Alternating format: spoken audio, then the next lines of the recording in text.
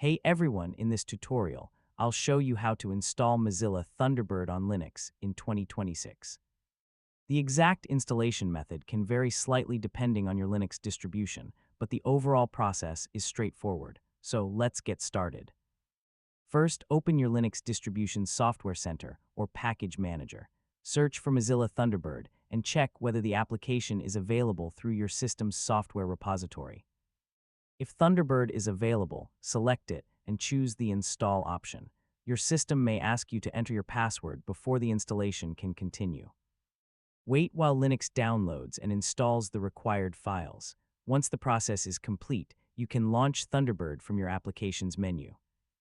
Another option is to download Thunderbird from the official Mozilla website and follow the installation instructions provided for Linux.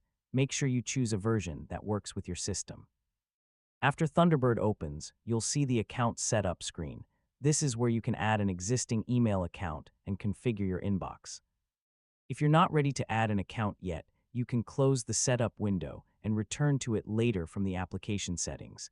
And that's how to install Mozilla Thunderbird on Linux. Once the application is installed, you can connect your email accounts and start using Thunderbird as your desktop mail client.